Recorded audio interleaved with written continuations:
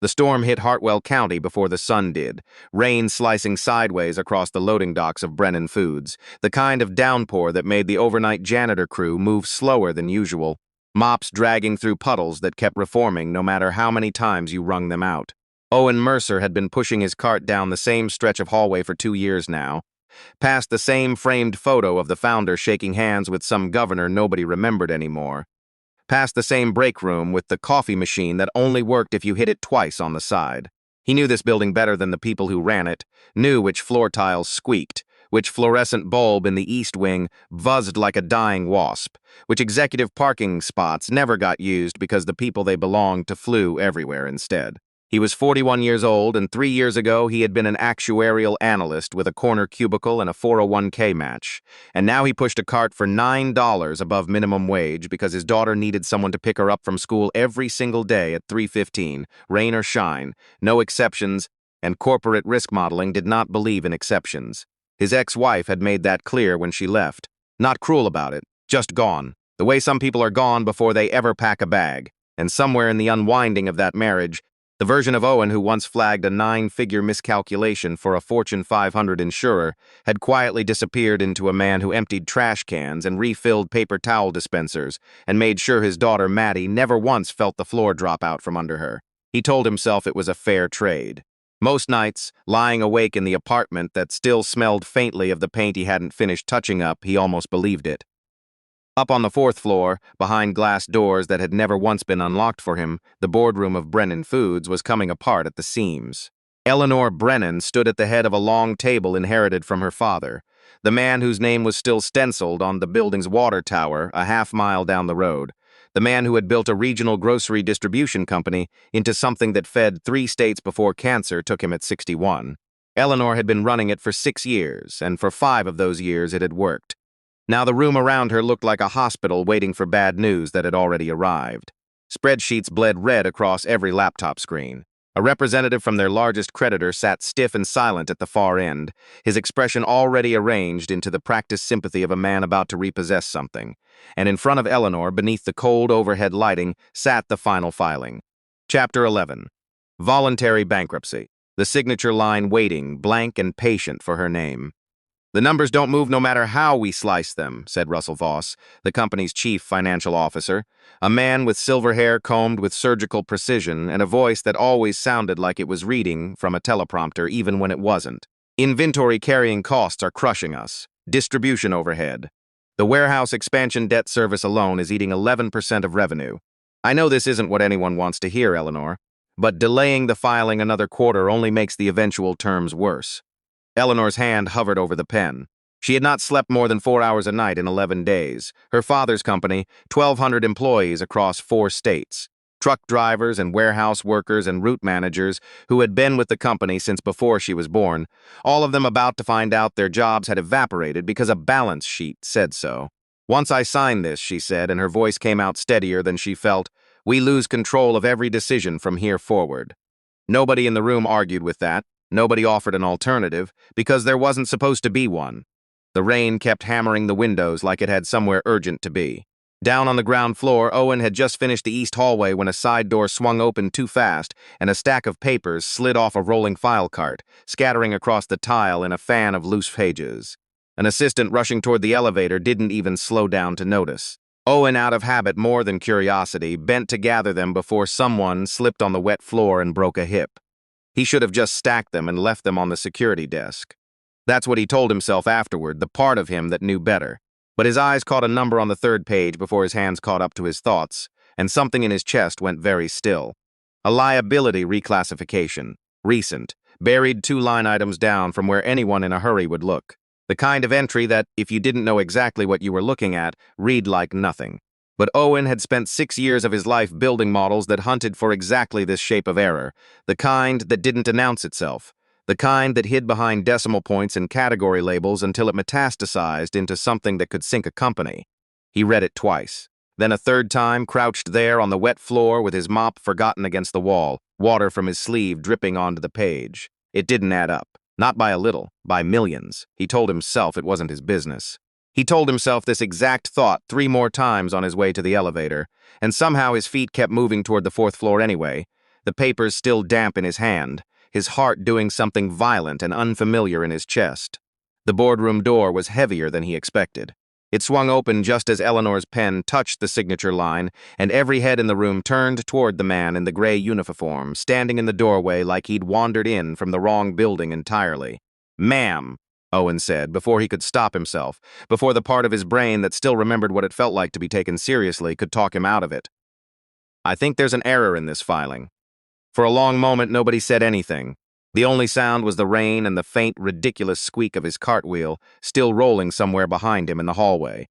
Russell Voss recovered first, his mouth curling into something between disbelief and offense. "This floor is restricted," he said. "Who let maintenance up here?" Owen didn't step back, even though every instinct told him to. "I found these on the floor downstairs, sir. I wasn't trying to read them, but I saw something on page 3 that didn't sit right with me." "You saw something?" Russell's laugh was short and humorless. "You push 'em up, yes, sir." Owen kept his voice level. "But that liability reclassification on the Council Bluffs warehouse doesn't match what should still be carried as a contingent asset if the insurance settlement from the fire 2 years ago actually cleared. I think someone moved a number that shouldn't have moved." The room went very quiet in a different way now. Eleanor's pen lifted off the page, just slightly, just enough that everyone noticed. "Come here," she said. Russell turned toward her sharply. "Eleanor, this is absurd. We don't have time. I said come here." She didn't look away from Owen. He crossed the room carefully, aware of his work boots leaving faint, wet prints on the polished floor, aware of how rough his hands looked against the smooth edge of the conference table, aware that every person in that room was doing the math on how someone like him ended up holding information like this. He laid the page in front of her and pointed. "Right here. This entry shows the Council Bluffs facility as fully written off after the fire. But if the insurance payout actually posted, and there's a reference code here that suggests it did, then this isn't a loss anymore. It's an asset sitting on the books mislabeled as a liability, and if that's true, it's not the only place it would show up. It would touch your debt covenant calculations too." Russell's jaw tightened almost imperceptibly. "This is a clerical interpretation issue. Insurance settlements get coded a dozen different ways depending on timing. Then let's check the timing," Eleanor said, sliding the page toward a young analyst seated near the wall, a woman named Priya, who had been silently watching the entire exchange with her laptop already half open.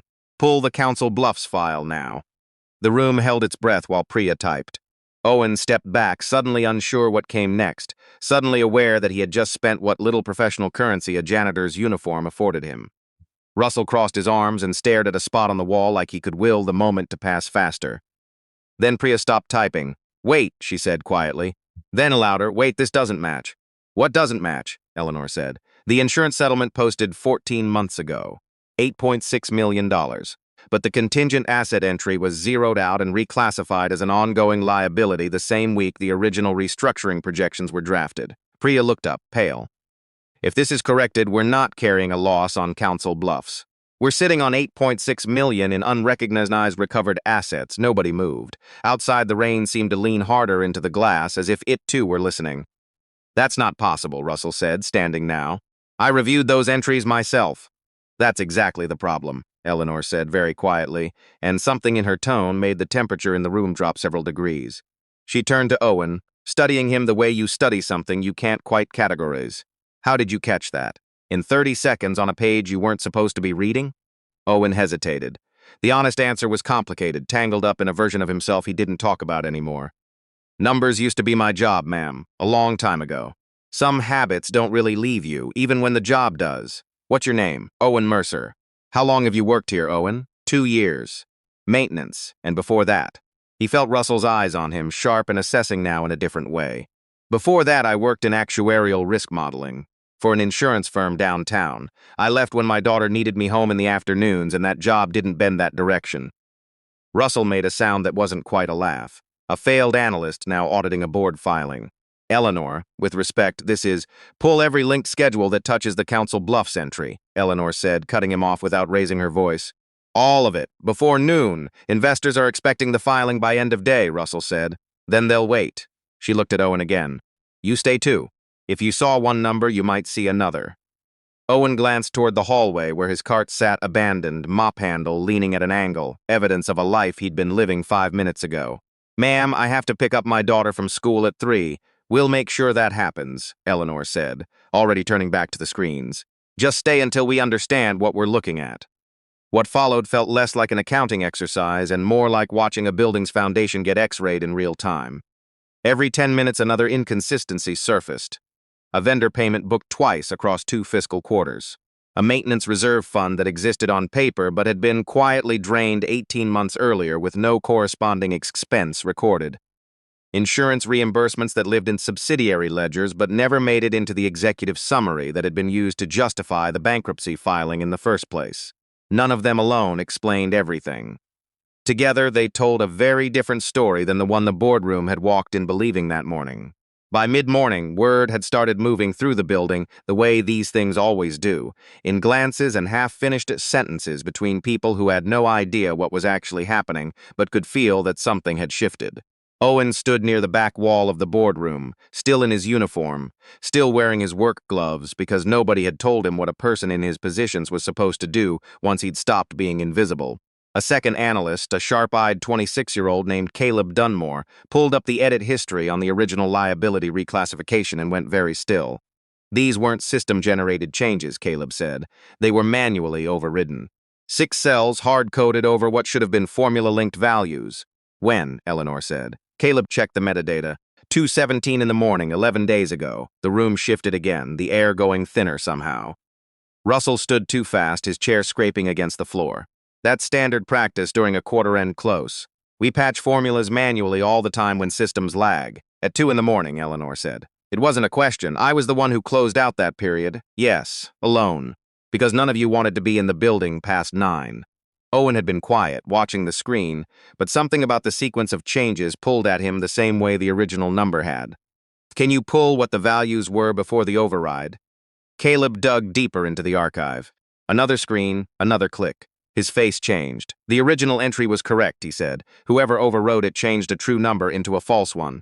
Not the other way around. Silence dropped over the room like a sheet pulled over furniture. Whose login? Eleanor asked. Caleb didn't answer right away. Whose login, Caleb? Yours, Russell, he said quietly. It's tied to your credentials. For the first time all morning, Russell didn't have an answer ready. It lasted less than 2 seconds, but everyone in the room saw it, the crack in the composure he'd been wearing like armor since the meeting began. I supervise final review on every closing entry, he said, recovering.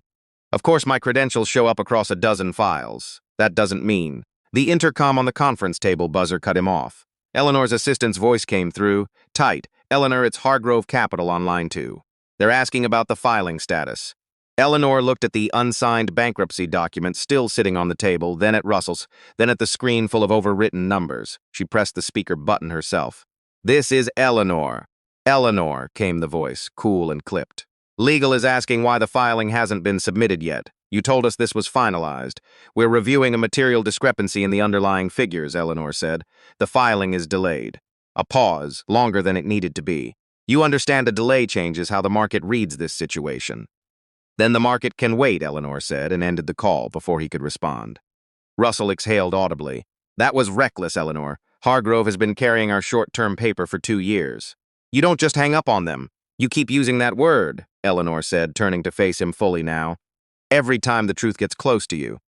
Before Russell could respond, Caleb spoke again, quieter, the way people speak when they're not sure they want to be heard. There's something else. Asset transfer logs. A logistics subsidiary listed as partially liquidated 3 weeks ago.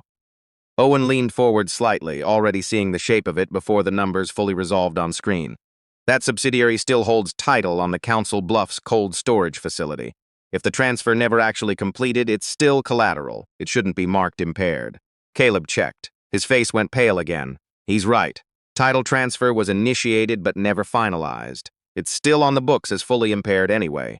A third analyst ran the numbers through the debt model. Secured collateral position improves by almost 15% if this is corrected. 15% doesn't save the company by itself, Russell said. No, Eleanor said, voice dangerously even now. But it proves somebody wanted us to look weaker than we actually are. The room understood the weight of that sentence even before anyone said anything else. Eleanor glanced toward the clock on the wall, then at Owen, who had gone very still near the table. You need to be somewhere, she said. My daughter's school. Pickup is at 3:15. There's no one else. Russell made a sound under his breath that wasn't quite a laugh, but Eleanor ignored him entirely. Where does she go? Fairview Elementary. Eleanor turned to her assistant through the glass. Call Fairview. Tell them Maddie Mercer's pickup is covered under corporate authorization if her father runs late. I'll personally guarantee it.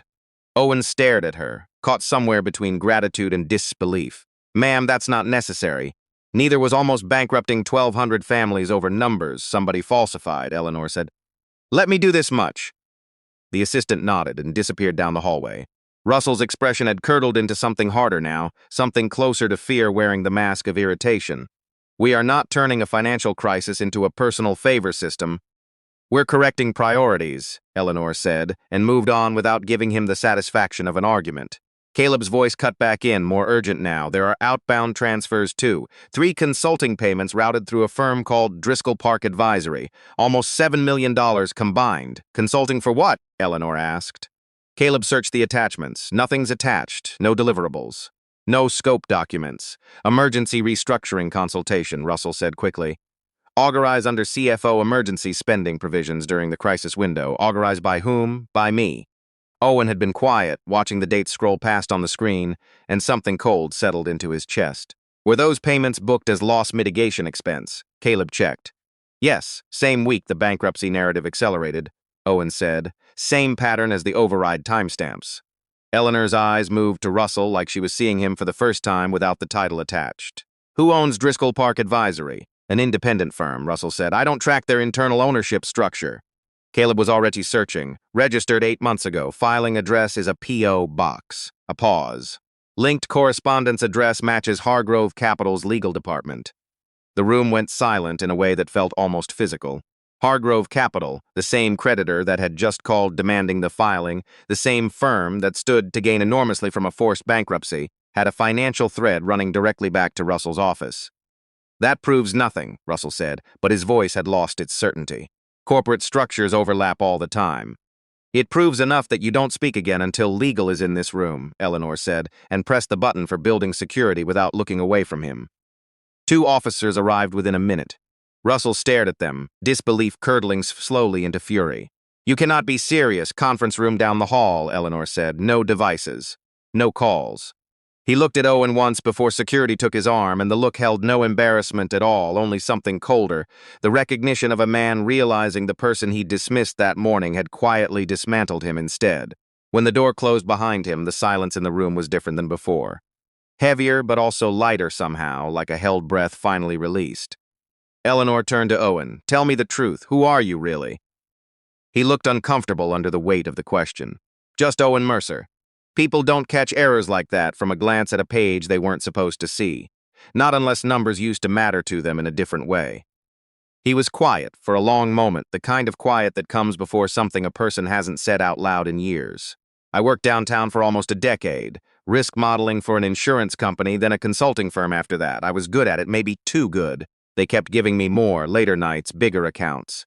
My wife and I split up around the same time my daughter started kindergarten. And somewhere in there, I realized I was missing every single thing that mattered to make spreadsheets balance for people who didn't know my daughter's middle name. Nobody interrupted him. Even the typing in the room had stopped. There was a night I picked her up 2 hours late from after-school care because a client call ran long. She was the last kid there. The teacher had to stay with her. She didn't cry about it, which somehow made it worse. I quit 2 weeks later, took whatever paid the bills and let me be the one walking her home every day instead of someone else. Eleanor studied him with an expression that wasn't pity, wasn't quite admiration either. Something heavier than both. Recognition, maybe, of a sacrifice nobody had ever applauded him for making. Then survive this with us a little longer, Owen, she said finally. Caleb ran the corrected model one more time. Debt thresholds stabilized. Bankruptcy was no longer immediate. Not safety, not yet, but room to fight, which was more than the room had believed it had 3 hours earlier.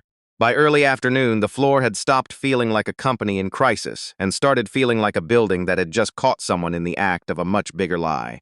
Legal counsel arrived, a composed woman named Renata Ibarra, who reviewed the forensic timeline twice before speaking. This is coordinated, she said. Not a clerical mistake compounding over time. Someone built this collapse on purpose. How exposed are we? Eleanor asked. Enough that if Hargrove had pushed bankruptcy through with these numbers standing, they could have forced a distressed sale and split the company apart inside 30 days, at a fraction of what it's actually worth. Eleanor's jaw tightened, the first visible crack she'd allowed herself all day. They weren't trying to rescue us, they were waiting for us to kneel. And someone inside helped prepare the fall, Renata said. A security officer appeared at the door. Ma'am, Mr. Voss is requesting his attorney. He can have one after he answers a question, Eleanor said, and stepped out into the hallway with Renata following. Through the glass corridor, Owen could see Russell sitting in the side conference room, tie loosened, posture rigid with the particular anger of a man who still believed he could talk his way back into control. Owen stayed behind with Caleb, helping cross-reference timestamps manually while a second backup archive revealed something stranger still, a set of correct values that had existed months earlier in a hidden folder, then quietly vanished. You really caught all this from one number, Caleb said. Not quite a question. No, Owen said, eyes still on the screen. I caught one thing that usually means there's something behind it. That's all. Why stay in maintenance if you can do this? Owen's answer came without bitterness, just tired honesty. Because hospitals don't pause your bill while you finish a degree. Because daycare doesn't wait for your schedule to make sense. Because my daughter needed someone showing up every single day, not someone who was great at his job 3 weeks a year and absent for the rest. Caleb looked away, embarrassed by how plainly true that sounded in a room full of people who had never had to learn it. Down the hall, Eleanor faced Russell across the table, arms crossed, voice flat. Who at Hargrove? Russell smiled, thin and humorless. You think this ends with me? Answer the question. You built this company on your father's loyalty, Eleanor. The market doesn't care about legacy. It cares who moves first. He leaned forward. You were already bleeding. Investors pulling back, plants underperforming, credit tightening. I didn't create the weakness. I just monetized what was already coming. You falsified records. I accelerated the inevitable. $7 million. Consulting fees, he said, with a shrug that made Eleanor's hands curl into fists at her sides. You nearly forced me to liquidate 1,200 jobs before lunch. Something in Russell's composure finally slipped. And you nearly signed because some part of you already believed it, that you weren't strong enough to hold what your father built. The words landed exactly where he meant them to. Eleanor's face didn't move, but the silence afterward told him he'd struck something true. Now your miracle came from a janitor, Russell said, almost amused. That's the story you're going with? No, Eleanor said. My story is that one honest man noticed what every executive in this building was too proud to see. She turned to leave. Russell's voice followed her. Softer now, almost gentle in its cruelty. Ask your honest man why he recognized those numbers so fast. Men like him don't end up pushing a mop unless they're running from something too. Eleanor paused for exactly 1 second. Then she walked out without answering. Back in the boardroom, she found Owen still hunched over Caleb's screen, comparing timestamps by hand, because the archived logs had started revealing patterns too strange for automated tools to catch cleanly. He says men like you don't disappear into a mop and bucket without a reason, Eleanor said. Owen looked up, understanding immediately where the question had come from, understanding that Russell had aimed precisely at the place that still hurt. He's not wrong that there's a reason. Eleanor waited. After the divorce, I took contract work for a while, building predictive models for a logistics company 2 states over. I was good at it, good enough that they kept handing me more. And I kept saying yes because saying no felt like admitting I couldn't do both things at once. One night I picked Maddie up from my sister's place at almost 9 because a deliverable ran late. She was asleep on the couch with her shoes still on. She'd waited for me, and then she just gave up waiting and fell asleep instead. His voice stayed even, but something underneath it had gone thin. I looked at her and understood that if I kept climbing, I was going to lose the only thing I actually had left worth keeping. So I stopped, took whatever paid rent, and let me be the one who picked her up myself, every day, no exceptions. Eleanor didn't say anything right away. When she finally spoke, her voice had changed, something rawer underneath the composure she'd been holding all morning. That's not running from something, Owen. That's the only decision in this entire building today that anyone made for the right reason. Renata returned a moment later carrying a folder, her expression grim. We have another problem. Hargrove filed notice. Emergency board vote at 3 o'clock. Hostile restructuring authority. Eleanor scanned the document and understood the move instantly. They think we're too disorganized to fight it. They're betting the delay reads as confusion, Renata said. Caleb glanced at the clock. 2 hours and 40 minutes. Then we build proof faster than they can spin a narrative, Eleanor said, and the entire room shifted into motion. Every analyst splitting into a different thread, legal mapping the transfer chain, Treasury rebuilding the liquidity statement from scratch. Caleb pulling metadata on every overridden cell in the model. Owen stayed beside Caleb, and it was there, buried in an export log nobody else had thought to check, that he noticed something small. This file was accessed remotely before dawn, not from inside the building. Caleb traced the source. Not an internal IP whose login, Renata asked. Caleb checked. His face went still. Russell's logged in after he was already under security hold. Eleanor's eyes sharpened instantly. That's impossible. Owen was already moving toward the glass corridor, scanning the hallway beyond it, and he saw it before anyone else did. The security officer who should have been posted outside the side conference room was gone. The light above the service elevator at the end of the hall was descending. "He's taking the service elevator," Owen said. "It runs straight to the underground loading dock." "How do you know that?" Eleanor said, already moving. "Because nobody who isn't maintenance knows that elevator exists." He was running before she finished reacting, down the narrow service corridor behind the executive offices that he'd walked 1,000 times with a cart instead of urgency, past stacked supply bins and a flickering fluorescent tube he'd meant to report for months, cutting corners only staff ever used. Eleanor followed in low heels, never built for speed, refusing to fall behind. By the time they reached the loading dock level, the elevator doors were already sliding open. Russell was halfway across the concrete bay toward a black sedan idling with its headlights cutting through the gray afternoon light. He glanced back and saw Owen first, not Eleanor, and something about that surprised him enough to slow down for half a second. "Go!" the driver shouted through the open window. Russell reached the car door, but Owen closed the distance and grabbed the handle before it shut. Russell shoved his shoulder into him hard enough to knock the wind out of him, but Owen held on, pain blooming sharp along his ribs, long enough for Eleanor to close the gap. "Stop," she shouted, her voice ricocheting off concrete and steel. Russell tore free and turned, breathing hard, his composure finally completely gone. "You think any of this changes the outcome? Hargrove still owns half your debt by tonight." "Not with these logs, they don't," Eleanor said. He looked between her and Owen, something between a laugh and a sob escaping him. "You trusted a janitor over your own board. Today," Eleanor said. "Yes." Sirens echoed somewhere above them, building security finally catching up. Russell's eyes flicked toward the exit, calculated the seconds, and for the first time all day, something like real fear crossed his face.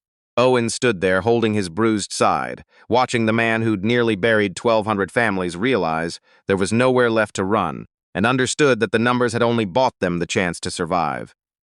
What happened in the next 2 hours upstairs would decide whether the truth survived along with them. When they returned to the 4th floor, the building no longer sounded like panic. It sounded like a held breath, hundreds of people sensing something enormous unfolding without knowing exactly what. The emergency board meeting began precisely at 3. Senior board members filed in with their own legal counsel. A representative from Hargrove Capital joined by video, his expression carrying the practiced calm of a man who believed the outcome had already been purchased. Russell sat at the far end of the table now, under supervision, jacket gone, face pale, but still trying to claw back some shred of the authority he'd lost in the parking garage. Eleanor stood alone at the head of the table, one hand resting lightly on the unsigned bankruptcy filing that had nearly ended her father's company that morning. Owen had been told he could wait outside. Eleanor stopped him before the doors closed. "Stay," she said simply. "You started this. You deserve to hear how it ends." So he stood near the back wall again, still in his uniform, side aching, boots marked with concrete dust from the parking garage, looking like the least important person in the room, while every person present now understood that without him, none of them would still be sitting there at all. The Hargrove representative spoke first. "Given the filing delay and apparent executive instability, we're formally requesting restructuring authority under the creditor protection provisions." One board member shifted uncomfortably. Another glanced toward Eleanor, waiting for the weakness everyone expected. Eleanor didn't sit. She nodded once toward Caleb, who activated the screen at the front of the room. Numbers filled the wall, corrected ledgers, time-stamped overrides, transfer chains routed through a shell consulting firm, remote access logs tied to credentials that had no business being active. Renata walked the board through each one with flat, surgical precision, no theatrics, just facts laid out one after another like stones across a path nobody had wanted to walk.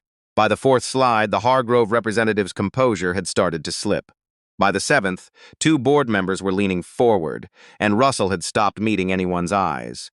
Eleanor spoke last, and though her voice never rose, it carried further than shouting would have. This morning I was 3 seconds from signing away a company my father spent 40 years building because I trusted fear wearing the costume of certainty. I almost handed 1,200 jobs to people who had already started dividing this company up before our employees even knew they were under attack. She laid a page flat on the table.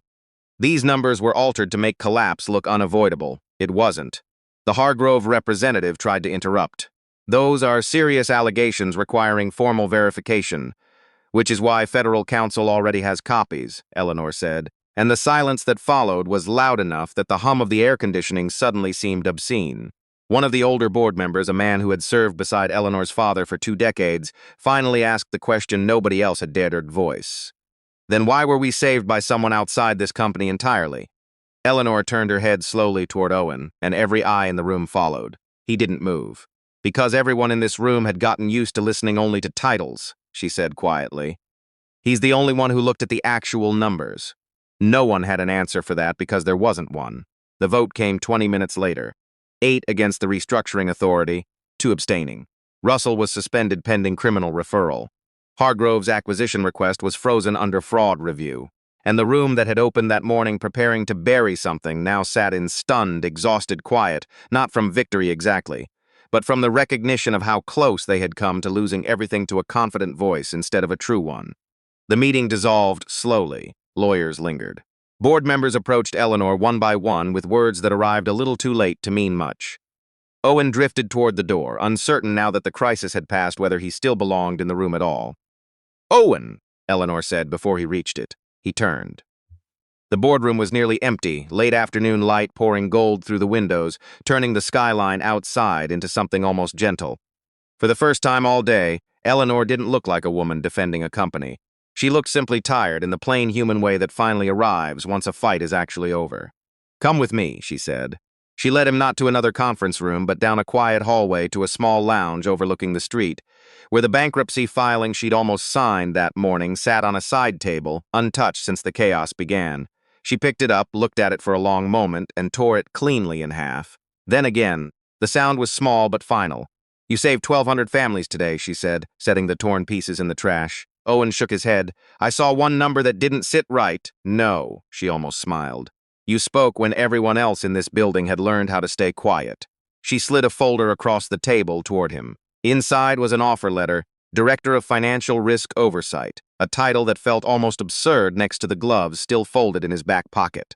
He read only the heading before looking up.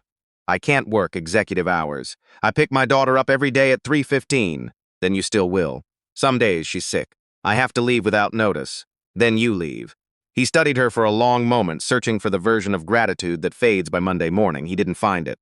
"If I say yes," he said slowly, "child care support for night shift staff comes before my title means anything. Half the people on that crew are surviving impossible schedules to keep this place running." Eleanor looked at him for a long second, then nodded once. "Done, and no layoffs this quarter if the corrected numbers hold. Done, and a real review of healthcare coverage for warehouse staff.